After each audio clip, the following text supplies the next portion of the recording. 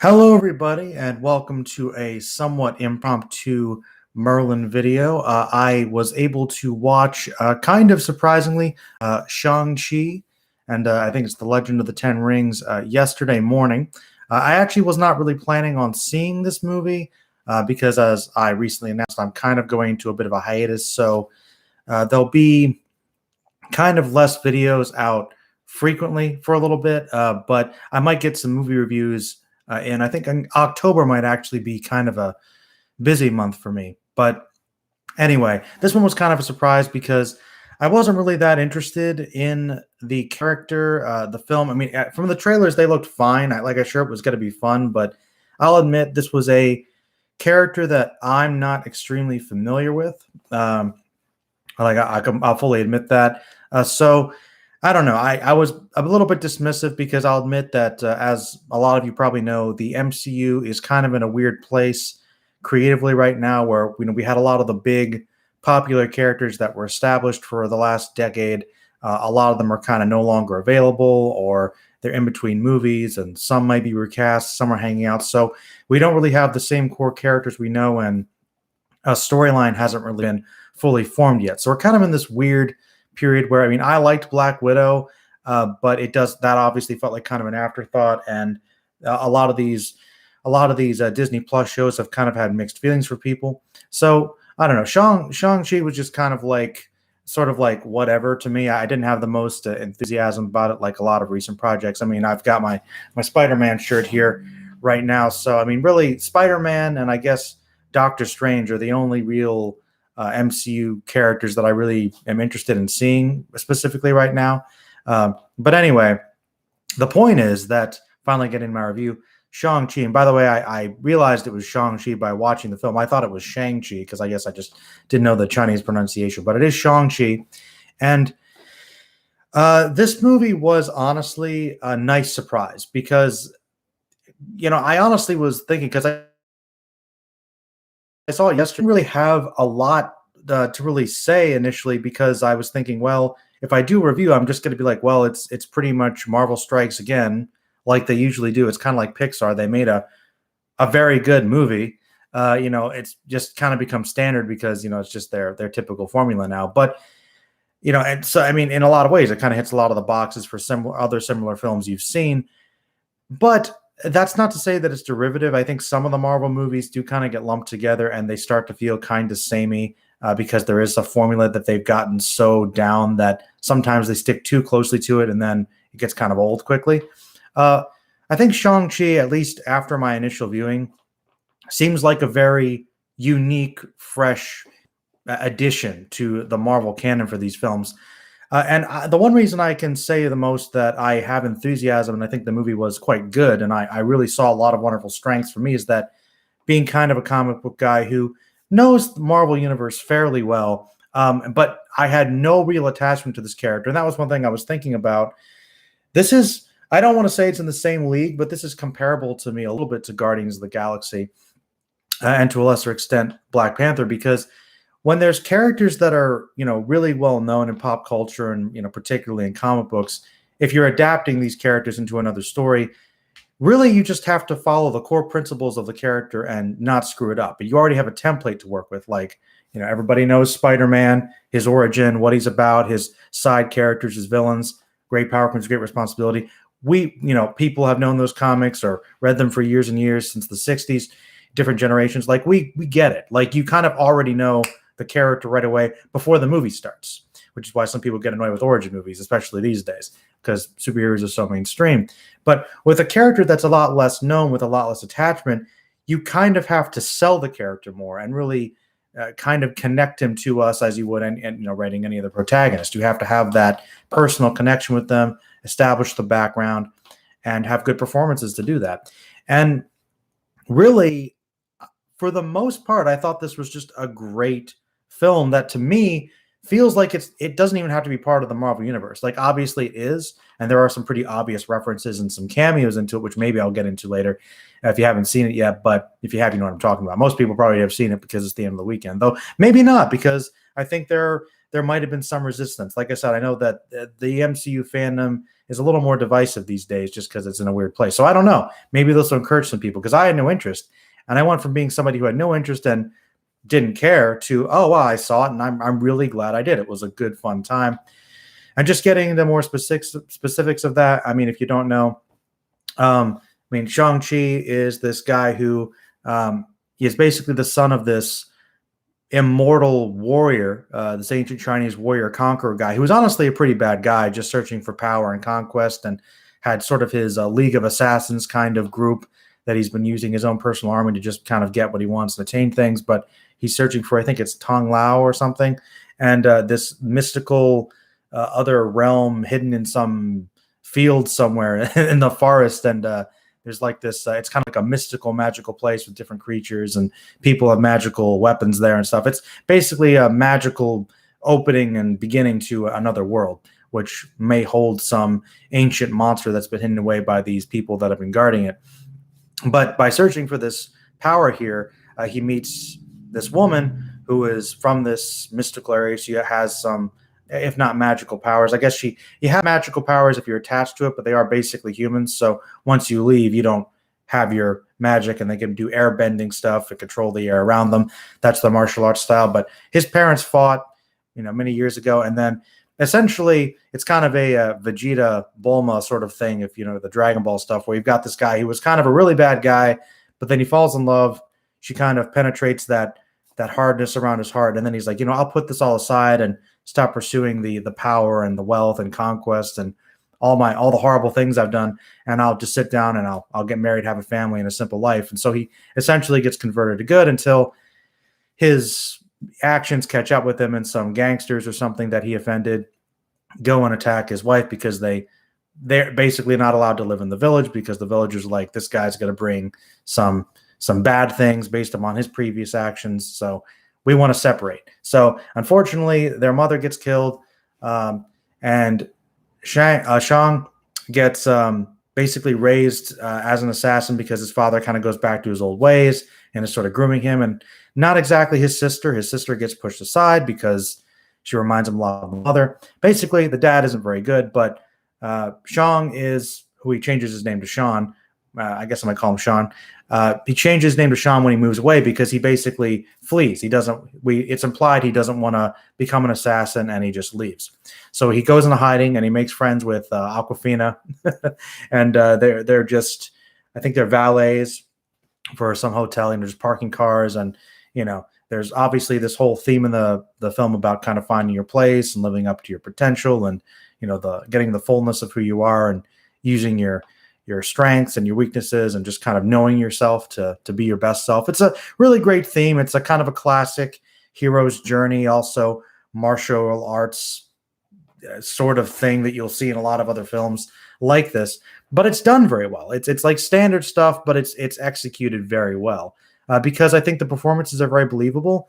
And I actually didn't know Aquafina was going to be in this, who I'm not super familiar with. I've seen her around, but this is actually my first time really seeing her fully in anything. And I thought at first, oh, okay, she's going to be kind of an annoying comic relief. But no, actually, she was pretty fun and pretty believable. She had some good dramatic moments, too. She's got a little arc where she has to sort of take her life more seriously and live up to her potential. She eventually joins the fighting to be an archer and is naturally good at it after a little while. I mean, they say she's not, but I don't know, was that believable? And I don't know. But hey, she was good at something she didn't know. It was fine. It wasn't like she was a ridiculous acrobat or something. So support class character in combat, I'm fine with that. But she was fine. But basically, his father has the 10 rings, which is, he's kind of like sort of a rebooted version of the Mandarin. Instead of the magical rings on the fingers, he's got like these, they're like these sort of gauntlet things. They're weapons. The rings kind of go around his arms, and he can control them, I guess, telekinetically or by magic, and he could use them to, block things, hit people. He can jump really far and kind of slow his plummeting down if he needs to cross mass distances. Basically, he just has a really powerful magical weapon, which I guess maybe helps make him immortal. It's never really explained because he hasn't aged. But yeah, basically, his father has been hearing this strange voice. He thinks of his dead wife calling and saying, okay, she's actually not dead. She's in the village hidden. And he basically goes after these pendants that his children have because they've been on the run and hiding from him. He goes after them to kind of get that so that he can basically find his wife and sort of redeem himself again and reunite the family. But he's so driven by that he's potentially going to destroy the village because it turns out might not actually be her. It's some evil thing manipulating him that's going to come out and basically just eat everybody. So the Shang and his sister reunite after their previous issues because she's got abandonment issues with him. So there's some family drama there. But essentially, they all kind of get together and team up to fight the dad and then potentially the big bad monster. But the thing about this movie that surprised me the most was that I think that a couple of friends and I had said basically it just looks like the Marvel martial arts movie. And I'll admit, when I watched some of Netflix's Iron Fist show, I wasn't super impressed by that, though it wasn't the martial arts. It was just I thought the acting was really over the top and cheesy compared to the other shows. It was really weird. I couldn't take it seriously.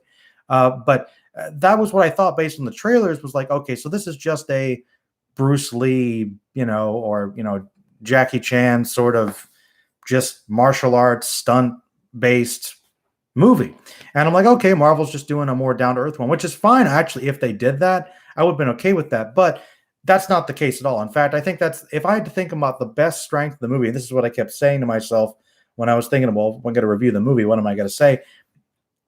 It's not really a martial arts movie exclusively. In fact, I hesitate to even really call it that, because even though martial arts is a big component, it is martial arts movie done in the MCU Marvel way, where it's like, okay, he's a martial artist, but he's got these magical supernatural powers, so really a lot of that's on display, so with the rings and the weapons and the air bending and stuff. And really it's more how the stunts and the choreography and the fighting integrates with the environment to create a really awesome visual spectacle. That's really the basic summary of, I think, the strength of movies. It reminded me a bit of Doctor Strange, and Wong actually shows up a couple times in the film, so it's maybe that's one reason why I'm making the comparison. But one of the things about Doctor Strange that I loved, and I still think it might have some of the coolest visuals just because of the nature of all the different bending that was going on there. I thought that was really interesting. And this film kind of did something very different, but in that same ilk, where, like, for instance, when they're getting attacked for the first time on this bus, which is a great action sequence, just his ability to kind of move around, and as the camera's kind of following through the bus as it's kind of bending and being crushed, and the camera's kind of moving with him as he moves over seats and through people. It feels almost like you're there with him. So it doesn't feel like the standard martial arts thing where we just see two guys doing these really awesome stunts. It's more like the stunts are being integrated with the environment. And there is obviously some wire work and some choreography that was definitely there, and some good martial arts on display because Michelle Yeoh's in it. And I was pretty sure when they were doing fights, that was pretty much just them, because she's a pro and she played his aunt in the film, which is great too. But, like, for instance, even the visuals of the opening when the father and mother meet, which is actually one of my favorite scenes in the film, and one of the best fights, is just it takes place in this forest, and with the leaves going around with the wind, and as the rings are attacking, they have the slow motion shots as they're kind of moving, and it's like a dance because they're bonding instead of fighting, and their fighting is like a dance. And it was just a lot of great visual artistry that I think kind of tied into the themes of the film. And I liked how Shang is kind of like more aggressive with his fists open, and he's got a different style that's much more aggressive and violent, like his father. But then his aunt kind of opens the hands up to be more free flowing and kind of more defensive and flexible and bending. So it's like she's like, oh, do you know who you really are? And I really like that film's theme of just kind of not running away from those bad aspects and just trying to integrate who you are and both your parents' teachings to kind of be your own thing and to be the best person you can be. It's a great story and a great message to tell, but I just think it was pretty powerful. I mean, but that combined with just some great visuals with the interesting dragons and other weird creatures. There's a cute little fluffy one. I mean, I thought that was good. There's an interesting amount of lore talking about just the legendary village and the monster that's being hidden and the different styles of fighting. And I really thought the lore as well as the world building felt like its own thing. It felt like it could have been its own franchise. It almost felt like there was so much information you could have broken it up. And I was thinking, okay, it's not the same level of fantasy as say like Harry Potter or Lord of the Rings. Like I don't know if there was quite as much meat in this movie, at least not expressed. But I find it interesting how a lot of films are just these big epic fantasies, and it's kind of really taking off a bite of a lot of those things, and I think that's a good thing. I guess I was trying to think if there were some issues. The only real minor one I thought is that there was some kind of clumsy exposition at points in the beginning, like, we've been friends for 10 years. Like, I've been your friend for 10 years and I know very little about you. Like they would drop little beats about their characters. Like, I just thought, okay, nobody really talks like that. There were a couple points like that where exposition was a little odd. Like, okay, that's not very natural. So I didn't like that very much. It wasn't too many times and it went by quickly, but it was like, okay, we got just some of those conversations were not very natural. So I didn't really like that very much. I think that like I said, it kind of reminded me a little bit of Black Widow recently. Although I think and to some extent it kind of reminded me a little bit of Black Panther in sense of kind of a combination of, see, I think some people might have problems with the fact that there's kind of a focus on the sister, on Aquafina, and on these other characters. It reminded me a little bit of a combination of those previous two films I mentioned, because it's almost like there's sort of this fear, and maybe there was some of that integrated better in Black Panther than in Black Widow, but that the character isn't quite popular enough or loved enough, or maybe not with enough depth or meat to carry a film. So they have all these other supporting characters to try to make it a little more of an ensemble to like give them some support, which, like I said, I think that was less distracting in Black Panther, but I think it was still noticeable. And Black Widow, ironically, I think Black Widow, even though I think this is the better film overall, I think that the characters in Black Widow had more humor and more depth and story to them, like the stuff with Romanoff's parents, with Nat's parents. Like I thought was really interesting. Like that whole family dynamic was very layered, and I thought there was just a lot there. And those characters were very memorable, but I think they were more dense for the most part. Whereas I think a lot of the characters in this movie were good, and maybe much like the themes and the aesthetics of the film, it's kind of going for simple, where we get a lot of good acting and kind of minimalist dialogue in certain points. I still felt like I knew Shang, and I felt like he was a good character, but I felt like his sister may have been just a tad underdeveloped, and some of the stuff with the other characters in the village and his family, like I wanted a little more from them, just a teeny more, because I feel like there were a lot of these other characters that they were there, they were good, they were serviceable, and you've got good actors doing a lot with honestly some pretty good dialogue, and there's some heavy scenes, but at some points I felt like some things with some characters were rushed. And I think Shang is a good character. I actually thought he was a very likable, fun, relatable character who could really sell the action. I really liked him. I'd love to see him in other movies. And I mean, I think that he by himself was enough to carry his own movie, and he mostly does. And I think he clearly is the main character, but I almost wonder if like there was a bit of a shift onto some of those other characters, that if you're going to make them there, give them a little more time, because some of the side characters or supporting characters I felt like could have been fleshed out more. Those are minor complaints. I don't think that they're major. I have a couple of things that sort of confused me or annoyed me, or I'm not entirely sure how I feel about it. I think I'm going to get into a bit of a spoiler here, but I can't do a review without talking about it, because there are two things about the movie that stood out the most to me. Oh yeah, first of all, I want to say, as in addition to the visuals being some of the best, the music for this was great. Like the soundtrack was great. Some electronic stuff, some hip hop stuff, also some kind of older traditional Chinese music. All great. Really great atmosphere. Anyway, okay, got to get that out. This film has the return of arguably, I don't want to say the most hated.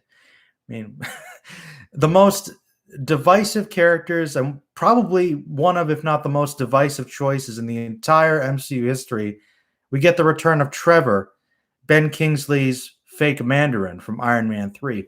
And not to go off on too of a tangent on it, but This is kind of a big deal because it seems so random. And I guess it makes sense because we are kind of exploring essentially the Mandarin because I believe, I don't know if they actually say that, but the Ten Rings, I'm like, okay, it's basically his father is the Mandarin essentially, which is weird because it's like that's an Iron Man villain. So I don't know much about Shang-Chi, so I was like, okay, well, maybe he fights the Mandarin in his comics, but I'm pretty sure they're not related, or maybe they are. But that was kind of interesting to see. Okay, we're gonna get sort of this slightly different version of the Mandarin again, which is actually tastefully done, while still being very very Chinese, very Asian in its basis, but still pretty different from what I remember. It's like the Mandarin's more of like a sorcerer, and his each of his rings has like different specific powers. It's kind of like Green Lantern esque.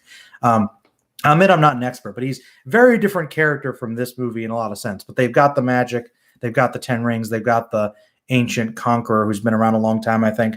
But so that separation was a little weird. But with the thing was the version that they did in Iron Man 3, which I know why they did it. It was a little more timely because he was more of a sort of a possibly Middle Eastern, though it was a little ambiguous terrorist.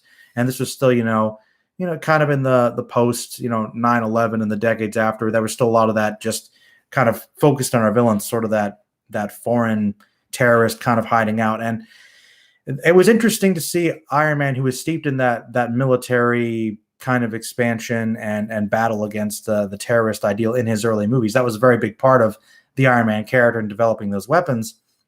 How in his third film he was essentially going after this major terrorist, and in those early trailers I was hyped up by that movie, and in the film I thought that this version of the Mandarin character was very intimidating and scary and mysterious, and it's like, wow, they got Ben Kingsley to play him. That's awesome. And then if you haven't seen Iron Man 3 for some reason, spoilers, it turns out that's a lie. Guy Pearce is the actual Mandarin villain, even though he's actually a different villain from the comics. And this, the character and that we've been seeing on the TV screens is actually an actor portraying him to kind of get attention off the main guy. So the guy's kind of comedic. He's like a drunk buffoon, silly guy, and it's, hey, I'm not really a man. It's a joke. So it was almost like a bait and switch twist, but it felt like kind of a trolling because the Mandarin's such a big character, and in the movie he seemed so cool. So somebody thought it was daring. I know some people might like it, though I've never met anybody that really did. So if you like it, let me know. I never liked it. I get it. I admit it was unexpected, but I liked the version they were going to portray, and maybe they didn't want to go a certain route because they weren't sure how to handle it without seeming offensive, but also being still kind of true to the roots of the character. And the good thing about this film is I feel like they actually did. They're very much leaning into the Chinese aspect of it, but it doesn't come off as offensive or cheesy or hackneyed in any way. The father's a really interesting, sympathetic kind of, but still clearly a guy with a lot of flaws. And so I think that he was one of the most interesting characters in the movie, and I thought he was kind of relatable. It's like his one redeeming quality was his weakness that ended up turning him evil again. It was very interesting. But that his inclusion as sort of a bigger character who kind of communes with the cute little magical creature and is there helping them. I mean, it was so random, and I'm like, well, I'll admit he was kind of fun in this movie, and it was like they were leaning into the joke a little bit. And I like the character, and of course Ben Kingsley's a great actor and clearly having fun with it, but it's just I had mixed feelings about it. Like, I think they pulled it off surprisingly well, but I was like, I would have been okay with that character not being around. So I don't know. It was a minor thing, but overall, he worked for the movie. He was still pretty fun, didn't really detract from it too much. So that was good. The only other thing that I didn't really like was the final after credit scene where it's like this. It's another hip hop number with like showing that his sister is taking over the father's fortress and she's going to be leader of the Ten Rings army. And it's got this panning with people doing these fight moves, but it looks like dance choreography. And I saw my buddy Justin. And I was just like, man, that was horrible. It was so cheesy, so overdone. I'm like, I think the movie had pretty good girl power, but I don't know. That whole part was just so a left field, and it was so overdone. I thought it was kind of cheesy. So that was actually my least favorite part of the whole movie. I was like, I don't know. That didn't work for me. If you loved it, great. I didn't quite, felt off to me somehow. But really, for the most part, this movie was really quite a surprise. I really enjoyed it. I think it was very well done. Like I said, great music, great visuals, really good performances from people. I think it had a good message, a good theme. It feels like it still kind of has some of the Marvel beats with the quips and humor. Had some good laughs. I like some of the Aquafina riffs about like how ridiculous the situation is. That's always appreciated when it gets a little meta and self-aware, a little tongue-in-cheek. So she was pretty funny. I liked her. But it was good all around, like the family dynamic, but it also feels like a very fresh new thing, like it is its own movie. So uh, I don't know exactly where I'm gonna rank it. I think one of the things I wonder is like some of the little references here and there, like with social media stuff, like is it gonna be dated? Is some of the humor gonna be dated 5-10 years from now? Maybe. But I think the main themes and the dramatic elements of the movie and the heart of the movie will probably allow it to stand the test of time a little more. That's my theory. But I'm just basically saying this movie was a surprise. I thought it was very good. Um, I I think I enjoyed it more than Black Widow. With Black Widow, I just thought it was okay. But I think this movie knew more what it wanted to be, which always helps. So if anybody saw it, is watching, thank you for watching, listening. Let me know in the comments below what you thought, or if I missed something. If you know more about the character, please tell me, because I think they did a great job with what little I knew about it. It was fun, really fun stuff.